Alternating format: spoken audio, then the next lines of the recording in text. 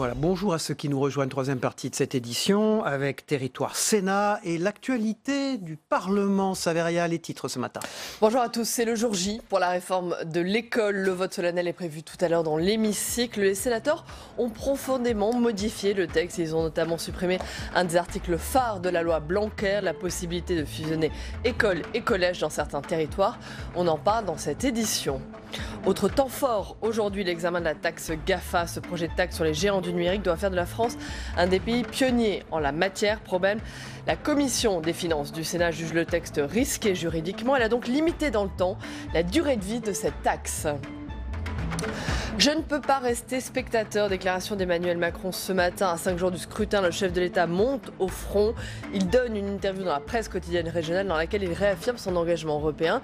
Si je laisse disloquer l'Europe, j'aurai une responsabilité devant l'histoire.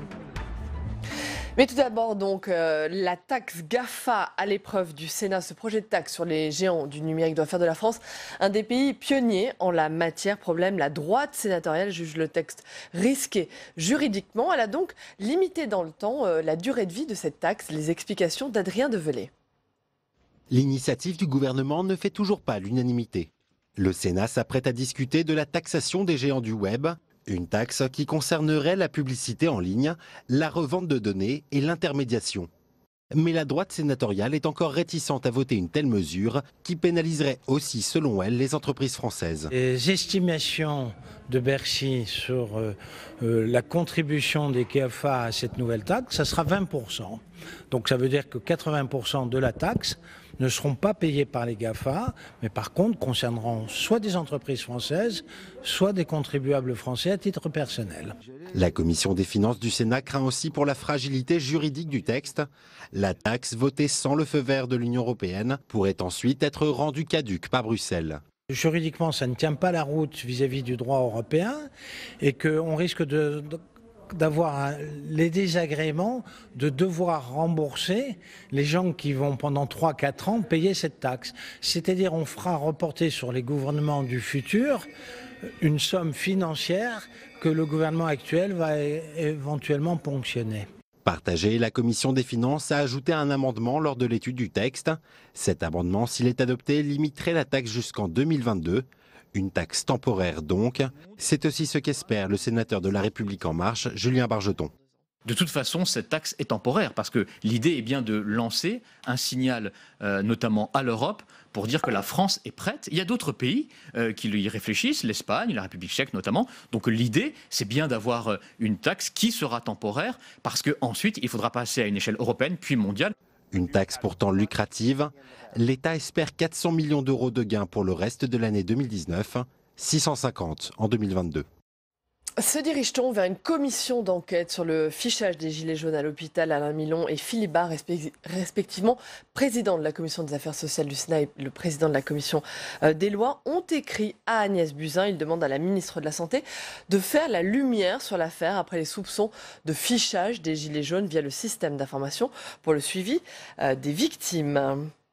Nous avons clairement le sentiment qu'il y a besoin de temps, de maturation. Déclaration de Jean-Michel Blanquer après que le Sénat ait supprimé une des mesures phares de la réforme de l'école, la possibilité de fusionner école et collège dans certains territoires. Le ministre de l'Éducation nationale ne s'y est pas opposé. Le vote solennel de la loi est prévu tout à l'heure dans l'hémicycle. Explication Samia Dechir.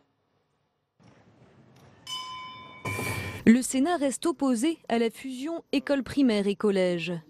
Supprimée en commission, cette mesure de la loi Blanquer est revenue dans l'hémicycle par un amendement du sénateur LR Jacques Grosperrin. Il proposait d'ajouter des garanties comme le maintien d'un directeur par site ou l'accord des collectivités territoriales concernées pour toute modification de l'implantation des classes. Pas suffisant pour apaiser les tensions après des mois de polémique, a jugé le ministre de l'Éducation. Je ne peux que constater les malentendus qui se sont installés autour de cette idée. Et il n'y aurait rien de pire que de l'abîmer au travers d'un malentendu. Donc nous avons clairement le sentiment qu'il y a besoin de temps, de maturation.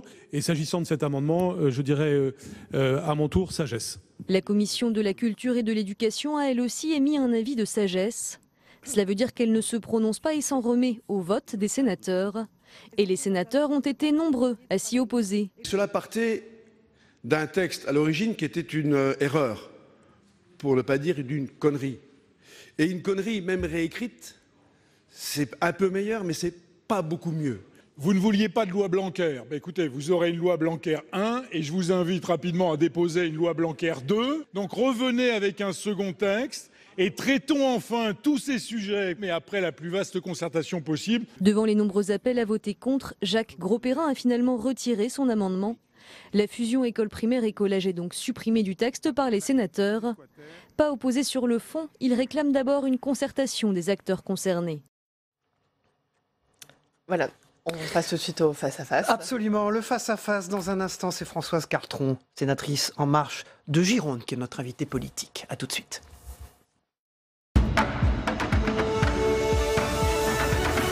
Bonjour Françoise Cartron, merci d'être présente sur ce plateau ce matin avec nous. Bonjour. Bonjour Françoise Cartron. La réforme de l'école, les sénateurs, la droite sénatoriale ont profondément modifié le texte. Ils ont supprimé certaines mesures phares, ils ont adopté d'autres mesures plutôt symboliques. Pourquoi le gouvernement, la majorité, votre majorité En Marche, n'a pas réussi à convaincre sur ce texte ? Je crois surtout qu'il y a eu des arrière-pensées et des inquiétudes qui sont nées d'interprétations qui étaient un petit peu abusives. Je prends l'exemple de ce dont vous avez parlé, c'est-à-dire cette fusion possible école-collège. Cette fusion était proposée parce qu'elle part d'expérimentations qui se font aujourd'hui sur le terrain à la demande des enseignants, des élus, des parents d'élèves. Donc le ministre a pensé donner un cadre juridique à cette expérimentation. Et les syndicats et puis d'autres se sont saisis de ce sujet pour dire ça va être désormais obligé et on va le faire partout en France. Mais ce qui est intéressant, c'est la réaction du ministre de Jean-Michel Blanquer dans l'hémicycle, on vient de le voir. Il dit, nous avons clairement le sentiment qu'il y a besoin de temps de maturation. On ne peut pas ne pas entendre la contestation qui s'est exprimée ces dernières semaines, après que le Sénat ait donc supprimé cette possibilité de fusion. En clair, il ne s'est pas opposé à cette suppression. Donc il même pensé que la mesure était mal pensée. Non, je pense qu'il a fait la preuve. Tout le monde disait, quand on argumentait, en disant c'est pour donner un cadre juridique à une expérimentation. Tout le monde a pensé non, c'est un cheval de Troie du ministre qui en fait veut supprimer toutes les écoles rurales. Et donc ça a été un moment où le ministre a fait preuve de sa bonne foi. Et il a dit bon, puisqu'il y a confusion, que mon intention n'est pas de fermer les écoles rurales à tout va, eh bien je le retire et on va voir. C'est pas un recul. Ah non, je pense pas, parce qu'il n'a jamais eu l'intention, et je n'aurais jamais soutenu une telle mesure, de dire on va fermer les écoles rurales par souci de rentabilité, entre guillemets. Alors, la droite sénatoriale a fait voter, je le disais, plusieurs mesures symboliques. Par exemple, la suspension des allocations familiales pour les parents d'élèves absentéistes ou encore l'interdiction des signes religieux pour les accompagnants lors des sorties scolaires. Quelle est votre position sur ces mesures ? Sur la première, moi j'avais déposé et j'avais fait voter... Sur la suspension des allocations familiales. Voilà, j'avais fait voter l'abolition de la loi Ciotti au vu de la réalité de ce que cette mesure avait pu apporter. C'est-à-dire, quand il y a eu la loi Ciotti, après on a évalué cette mesure et cette mesure était totalement inefficace parce que ça n'a pas permis, puisque le but c'est quand même que les jeunes absents reviennent à l'école. Quand on analyse, l'absentéisme porte surtout sur les jeunes qui sont dans les lycées professionnels. Pourquoi sont-ils absents ? Parce qu'on les a orientés dans une filière qui ne leur convient pas et au bout d'un mois et demi, eh bien, ils réagissent. Donc vous nous dites mesure inefficace en fait. Tout à fait. Donc c'était quelque chose, un symbole.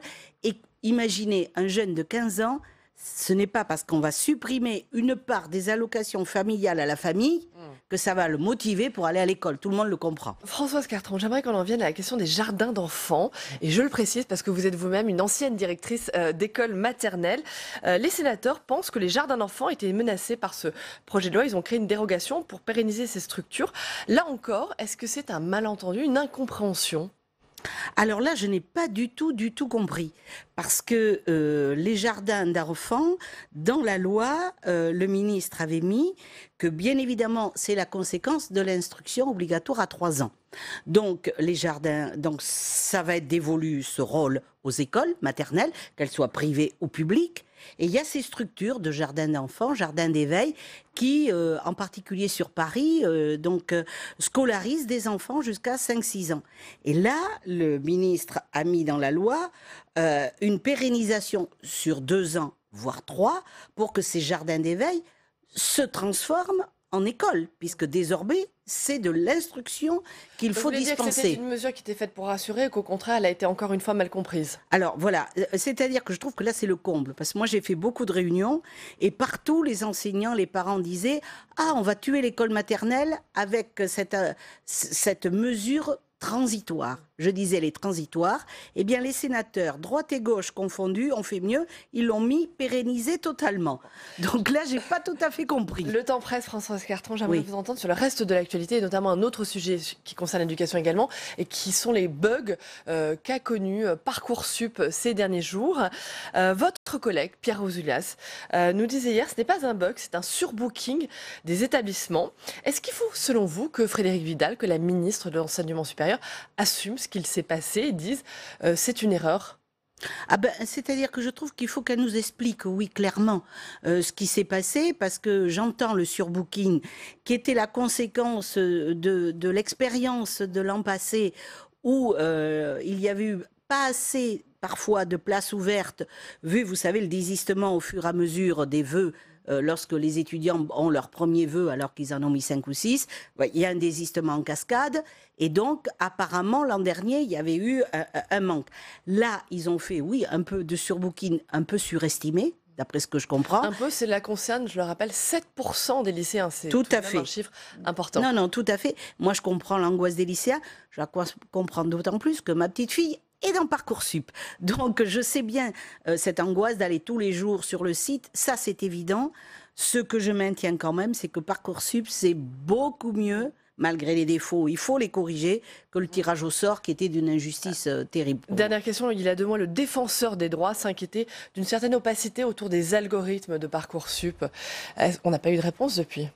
Ah, je pense quand même, parce que, alors là, je vais témoigner de ce que je vis à côté de ma petite fille qui expérimente ça, et elle le fait de façon autonome. Voilà.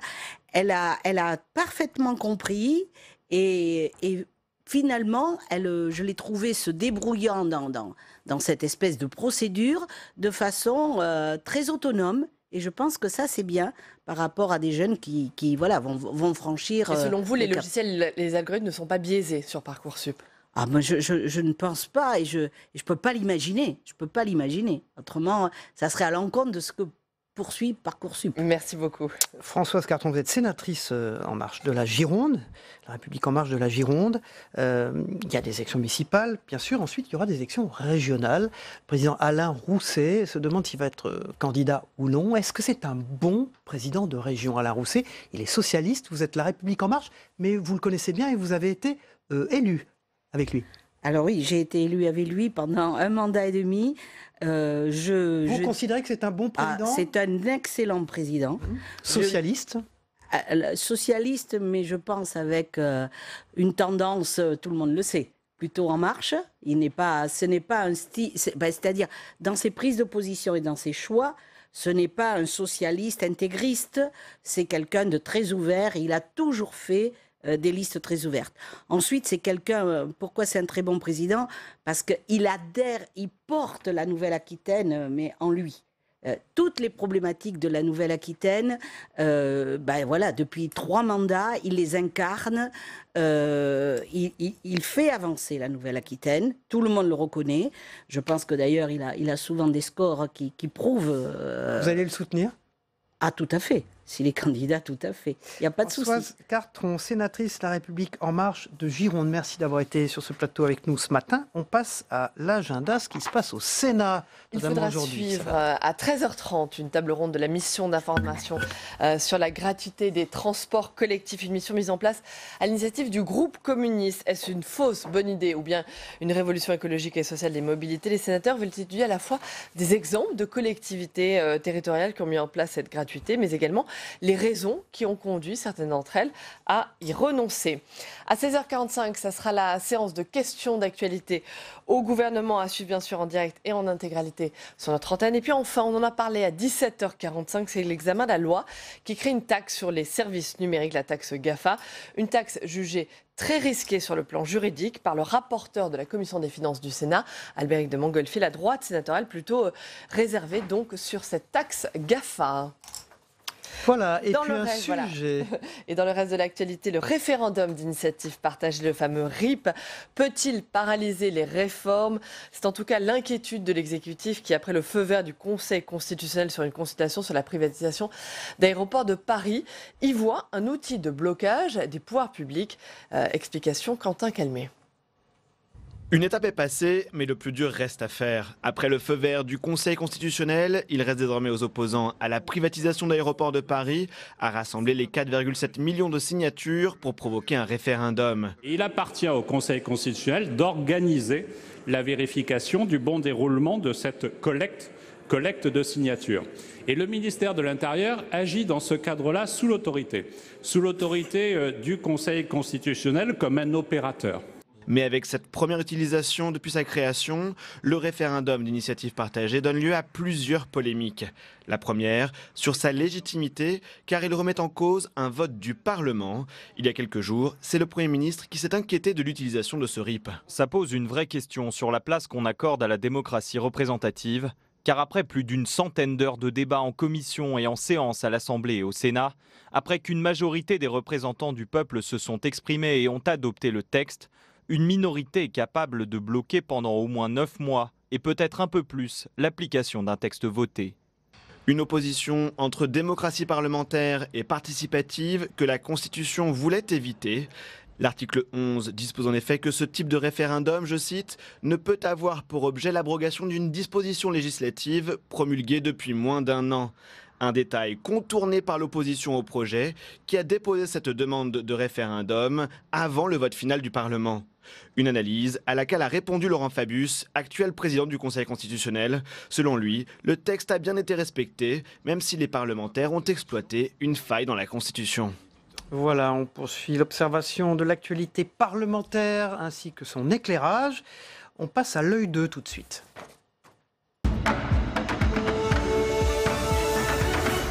Et c'est l'œil de Sabine Janssen ce matin. Merci d'être avec nous. Vous êtes historienne et professeure au CNAM. Merci d'être là. Et on va parler avec vous du référendum d'initiative partagée. J'aimerais vous faire réagir à ce que dit Édouard Philippe, que la démocratie parlementaire agisse de façon aussi déterminée contre l'expression de la représentation parlementaire me laisse songeur. C'est ce que dit le Premier ministre dans le sujet. Ça vous inspire quoi? Est-ce que vous êtes d'accord? La démocratie parlementaire, elle agit contre la représentation parlementaire? Ou on se dirige vers ça?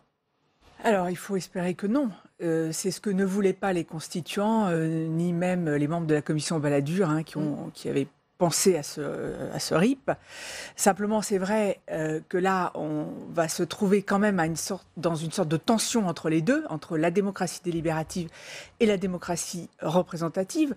Pourquoi? Parce qu'effectivement, les 248 parlementaires qui ont déposé cette proposition de loi ont un peu pris de vitesse, si je puis dire, le gouvernement, puisqu'ils ont pu proposer cette proposition de loi, si je puis dire, avant qu'elle ne soit promulguée. Et du coup, le verrou qui s'appliquait normalement et qui veut qu'on ne peut pas effectivement recourir au RIP pour le cas où une loi a été promulguée, il y a un délai d'1 an, là, tombe. Alors, là, je vous interromps parce que vous êtes précisément dans une des subtilités juridiques qui posent beaucoup de questions actuellement sur ce problème. L'article 11 dit que ce type de référendum ne peut avoir pour objet l'abrogation d'une disposition législative promulguée depuis moins d'1 an.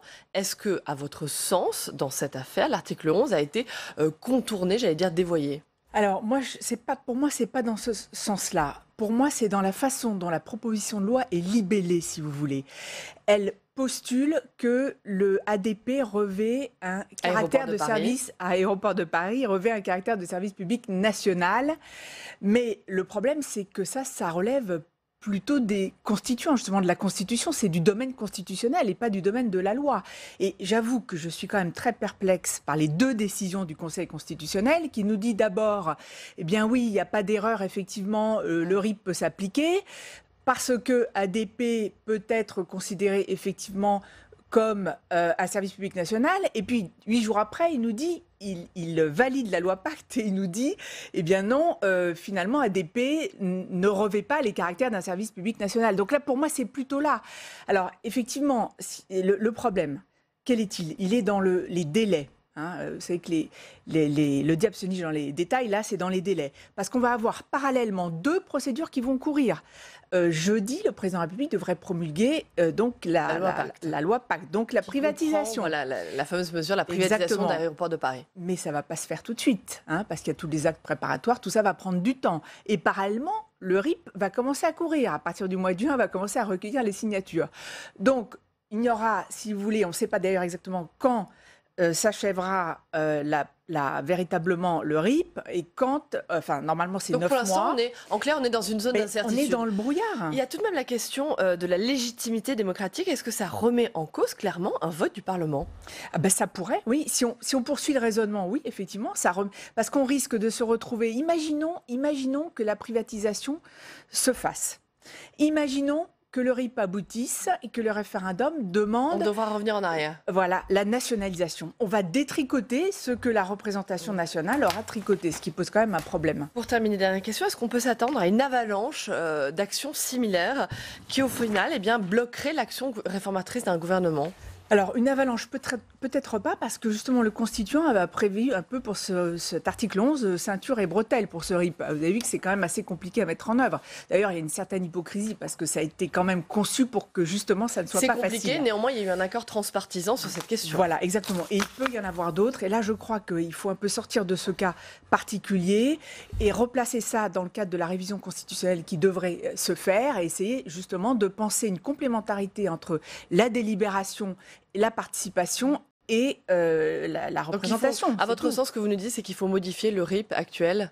Je pense. Il faut abaisser le seuil, ce qui a été d'ailleurs proposé, mais en même temps, il faut qu'il y ait des garde-fous. Notamment proposé par le président du Sénat. Exactement, dès janvier. Merci Sabine Janssen, historienne et professeure au CNAM, d'avoir été sur ce plateau ce matin pour nous éclairer. On va passer maintenant à la revue des unes de la presse quotidienne régionale dans un tout petit instant.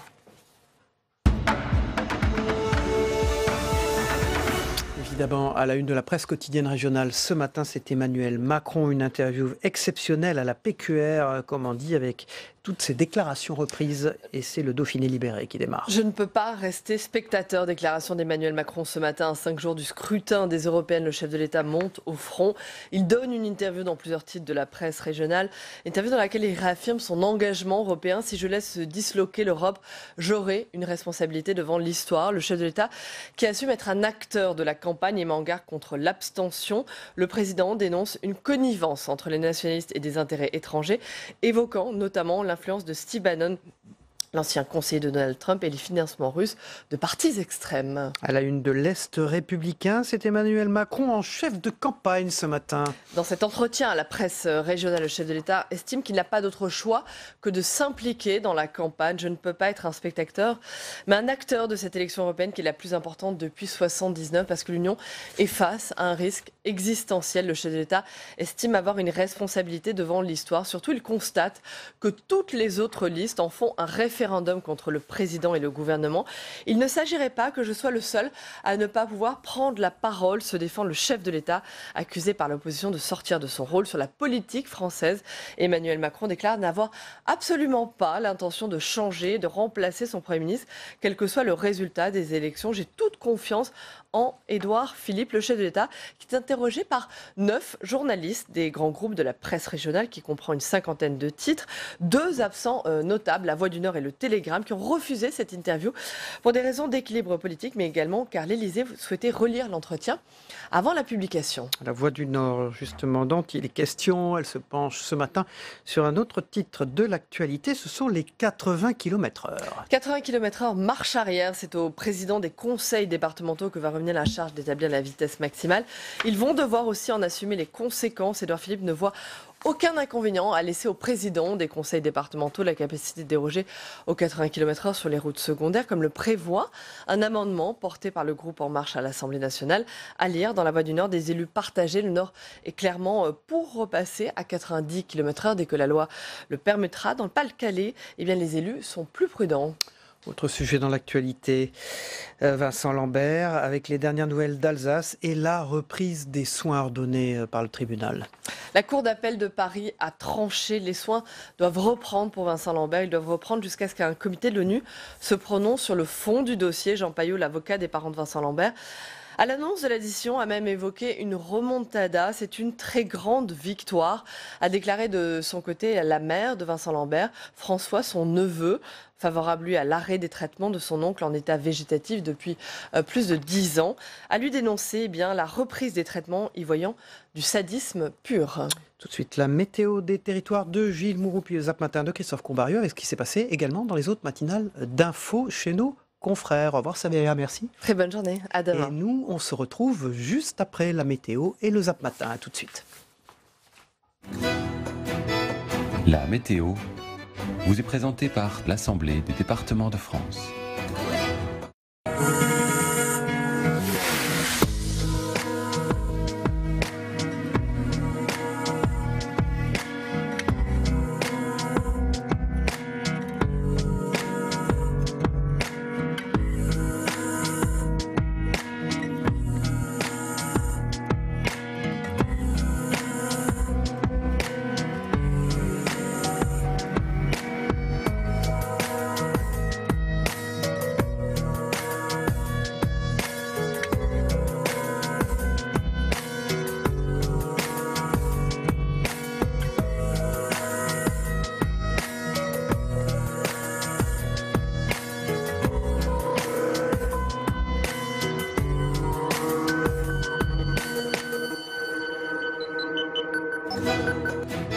C'était la météo avec l'Assemblée des départements de France.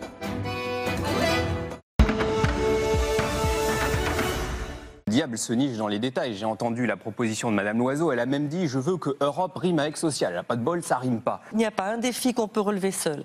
Ni le défi climatique, ni le défi migratoire, ni le défi du progrès technologique. Tous ensemble.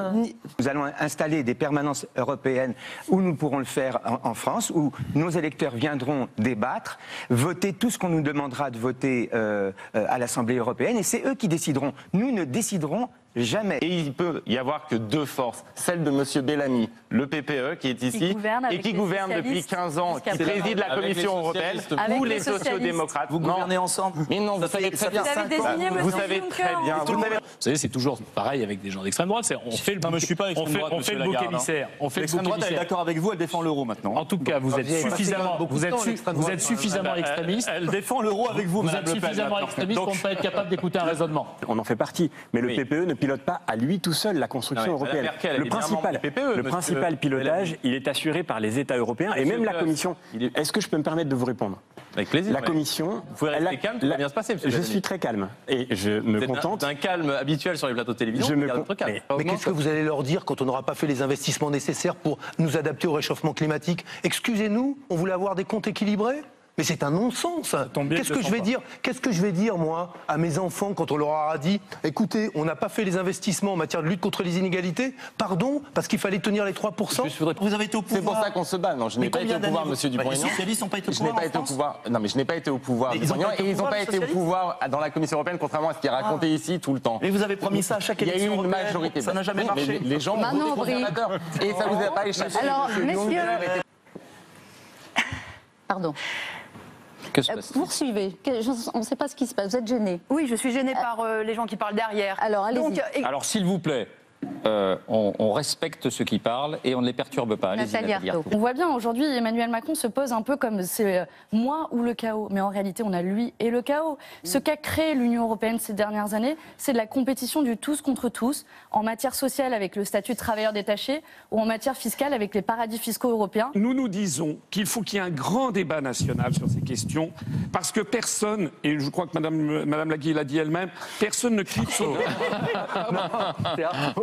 Madame Arthaud. Voilà, on fait les présentations. Nathalie Arthaud, Arlette Laguillet. Voilà, demain, notre invité politique, c'est Franck Proust, député européen. Merci de votre fidélité. On se retrouve donc demain aux mêmes heures. Bonne journée à tous. Et donc à demain. Au revoir.